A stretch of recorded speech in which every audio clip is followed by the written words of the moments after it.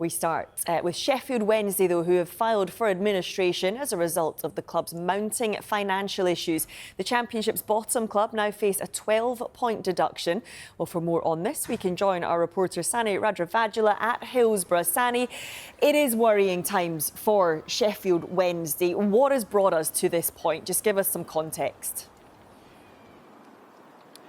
Yeah, very worrying times, and I suppose in a way administration has felt inevitable after HMRC filed a winding up petition earlier this week with around £1 million that's been owed back to the taxpayer, and they're one of the secured creditors who's been able to enact that when they felt that there's no other way to claim the money that's been owed to them. I mean, this all comes about because Stefan Chansiri, the owner of Sheffield Wednesday, took over back in March 2015 with a dream of getting back to the Premier League. They were so close, missing out in the playoff final to Hull City in 2016. But since then, financial issues have started to follow Sheffield Wednesday. They went back into League One with a 6-point deduction after breaking financial rules there. But bringing back to present day, this situation ultimately has arisen partly due to the club not having the finance to meet its obligations, due in part to the fact that, well, the club hasn't been receiving as much money as it has been. We've had empty stands this season of supporters have boycotted the club. There's been a boycott on merchandise as well. You'll see very few new Sheffield Wednesday shirts, for example, here. They lost to Middlesbrough in the Championship just in the week, and there was a handful of fans relatively compared to the size of Hillsborough.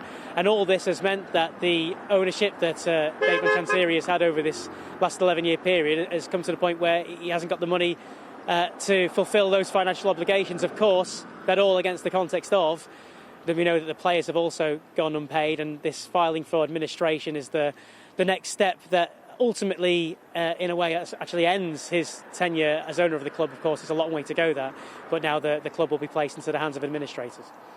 Sani, I am just going to come away from you for a moment because breaking news regarding this story right now is a statement from the EFL. They have confirmed that 12-point deduction will happen to Sheffield Wednesday. They've released a statement. They say that the EFL can confirm it has now received formal notice that Chansiri has taken the necessary steps to appoint administrators to both the club and also the company which owns Hillsborough. They say whilst this development returns in the automatic deduction of 12 points in accordance with regulations agreed by all clubs, it also presents Sheffield Wednesday with the opportunity to move matters towards a successful sale and secure future under new ownership. They say the EFL will now engage in discussions with the administrators in respect of the immediate actions required to enable them to achieve an early resolution and end the ongoing uncertainty faced by Sheffield Wednesday staff, management, players, supporters and all those associated with the club and their local community. They end by just saying the Championship league table will be updated with immediate effect. So, Sani, there we go, the EFL confirming just in the last minute there that 12-point deduction will happen. We already know, Sani, that on the pitch it's been a struggle this season. They were already bottom of the league. Now this points deduction has been confirmed. Where does this leave Sheffield Wednesday and their future? Well, on the table-wise, it'd be 15 points from safety, but I suppose for Sheffield Wednesday fans, that's kind of the least of the worries on the pitch situation, given the gravity of what's going on at the club. But yeah, the situation for the players as well. A lot of them left, of course, over the summer and most recently as well. Henrik Pedersen's been cobbling together, if you like, a group of players who, from the youth academy, some older established players as well who've stayed on for the love of the club, essentially. We had Barry Bannon, who was so close to leaving and signed a new contract. So there's players who are giving their all for Sheffield Wednesday in circumstances that are incredibly difficult. Now, they, of course, by the way, are secured creditors. So whatever the situation goes, they will get fully paid in time. The staff here, on the other hand, are not part of that. So they would be in a really difficult position. So for the staff who work at Sheffield Wednesday, that's another massive issue that will impact them. But yeah, for Henrik Pedersen signed, he plays Oxford next, and yeah, that situation just continues now.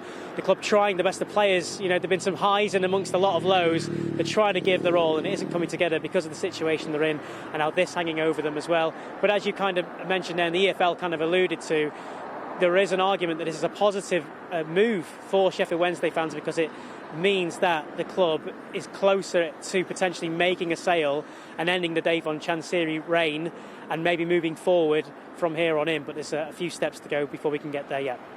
Yeah, and Sani, of course, we've seen the protests about the owner Chansiri from some time coming from the fans, and the Supporters Trust have also released a statement calling today bittersweet. What have they had to say? Yeah, so the Supporters Trust have been really at the forefront of what's been going on here. There was a protest on Thursday against Middlesbrough, where they projected a big banner onto the Kop with one of those projectors. You can put a big display telling Davon Chansiri it was time to go. And they've been leading this boycott against going to the club, merchandise, and overall have had a pretty sizable contribution here. And the thing is, we've seen situations at other clubs. You can draw parallels, if you like, to situations at Morecambe, Southend, Bury, Macclesfield. But Sheffield Wednesday is a huge club, arguably, we know, much bigger than those ones. And that has also had its own issues in that there's so many people, so many fans who love this club, such a huge part of the football landscape, that there's been different voices, dissenting voices at times. But now it appears under the Supporters Trust there's kind of one united front, and this protest that's continued to gather momentum. We've seen different coloured scarves at grounds as well. That continues too, and it appears to have had a sizable impact and led us to the point where the club now has gone into administration today. Sani, for now, thank you very much. Right, let's get more on this breaking news story. We can head back to Sheffield Wednesday, who have filed for administration as a result of the club's mounting financial issues. The Championship's bottom club have been deducted 12 points. Well, we can now rejoin our reporter, Sani Rajavajula, who's at Hillsborough for us. Afternoon to you, Sani. Good afternoon. Yeah, it's a very difficult day for Sheffield Wednesday fans. Lots of questions over what the future means for the club with them filing for administration. And we've got the person who can answer maybe all of those questions. Paul Stanley, you're the administrator taken over here at Sheffield Wednesday. Just first off, in the first instance, what does that mean exactly? What it means is that we're at a stage where the Inland Revenue looked like they were going to put the company into liquidation, which would have probably ended up in a similar situation to Bury Macclesfield, where the club may have just ended. At the 11th hour, the directors of the club decided to appoint administrators, so we've been appointed over the stadium company and the football club, which means essentially we can sell the whole shooting match to somebody. Right, and that's a key point really, because the ground, Hillsborough, is not, well, it's separate from Sheffield Wednesday, the football club. In theory, you could take over the club but not own the ground. So you're saying that it's possible to do both of those things? Yeah, you're exactly right. To have a club in the EFL, you need to be able to give 10 years security on a lease or own a ground, which obviously the size of the club, it would be quite difficult where they play games if we didn't have the stadium as well. So really what we were saying was if we wanted to be involved, we need to be in charge of the stadium as well. And we've been appointed over that as well, so we're in the position which is ideal for selling it. So as far as how quickly a sale could happen, what are the next steps now? Well, we've been in not much more than an hour, so we've spoken to the staff. One of our partners who spoke to the players. I've got to say that unlike most administrations, it's been a very, very warm welcome. I think both the playing staff and the staff at the stadium and the supporters are really glad that control's been taken to somebody that now can find a buyer. In terms of length of time, the process will be. There was already a sale process going on beforehand, but that hadn't really gone anywhere. So our solicitors will be setting up a data room, and then we'll be vetting people who come forward. Typically, sales, I imagine it will be a couple of months. So a couple of months, it'll be kind of hanging over everyone here. For the staff here, I know players are protected as far as getting their wages go, as far as they're a football creditor. It's not the same for the staff, though, is it? What would the situation be for them? The situation, thankfully, is that that information is slightly out of date now. What you're hinting at there, it didn't seem very fair, and the rules were changed a while ago to protect the employees at the ground as well as the players. So they're all treated as football creditors. Obviously, whilst the administrators are in, we will look to pay the wages as we go. We're not sure what money's in the bank at the minute, but I suspect it won't be a lot. And as I say, the most important thing is to focus on the game tomorrow and get the place back full again. So if we can get supporters back in the ground, buying beer, buying food, buying shirts in the shop where I know there's been a bit of a boycott, and coming to games and getting behind the team, then there shouldn't be an issue with keeping the club going for the next couple of months. Yeah, we heard a call to action from the Supporters Trust as well, and they were the ones who've been helping coordinate a boycott. It sounds like there's a clear message to get back and support the club. Yeah, 100%. One of the appointment takers, Chris Wigfield, is a Sheffield Wednesday season ticket holder, and he's had a lot of conversations with the supporters club, and he's been really embraced, and this has been such a positive feeling since we've walked in. As I say, most places you go in, it's doom and gloom when administrators go in. Here, I think everyone sees now that a corner's perhaps been turned, and we can move forward and try and find a buyer. So, is this good news? Is it a good day today to be a Sheffield Wednesday fan? In which case, I think it's a great day. I mean, it just gives them a bit more certainty in terms of direction. The previous owner had been involved for around 10 years and had clearly run out of money. And compared to a Bury/Macclesfield situation, what we're looking for here is a situation where the club can be saved and will carry on, as it has done for generations. And as far as Dave on Chansiri, is he technically therefore not the owner? Will we still see traces of Chansiri's name, for example, still at the club here? Is it out of his hands? So the way it works is administrators take over the position of the directors, so we're now in control. We make all the decisions.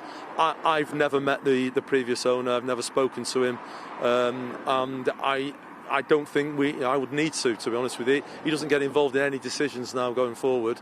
It's purely down to us, and our responsibility is we report to the creditors and we report back to the court. And we've heard the seats that spell out Chansiri, are they being removed? Is that true? Can you confirm that at all? I think there was movement from some of the employees in the stadium that was something they felt they wanted to do, and obviously those types of decisions are made by the stadium manager and the staff on the ground, and if the stadium manager thinks that can be done safely and he wants to do it and the staff want to do it, that's up to them. So the take-home message from you, Paul, is it's a positive day to be a Sheffield Wednesday fan, and going forward it looks like there can be a resolution. It might take a little bit of time. Yeah, it will take a bit of time because there's a load of hoops to go through in terms of EFL regulations. We've got to speak to the supporters, but see whether they want to buy it first. Which the feeling we get is that they don't. They would rather have a new owner come in who can take the club hopefully back to the Premier League one day. Well, thanks for your time, Paul. There you go, Paul Stanley, here live on Sky Sports News, one of the administrators taking over the running of Sheffield Wednesday, looking for new investment and asking fans to come back and return to face Oxford United on the weekend. OK, Sani, for now, thank you very much. And we've got a statement now to bring you from the Culture Secretary, Lisa Nandy. She said this about the situation for the fans, staff and players of Sheffield Wednesday. This is an extremely worrying situation. Having been in this position with my own team, Wigan Athletic, I know everyone who loves the club will be hoping for a resolution as soon as possible. Situations like this are exactly why this government set up the new independent football regulator. Owners should be good custodians who act with their club's best interests in mind, and clearly in this instance that has not been the case. She ends by saying we are working quickly to give the regulator the powers it needs so it can better secure the future of football clubs and ensure they remain at the heart of their communities. We will bring you much more on this developing story as we get it throughout the day as well.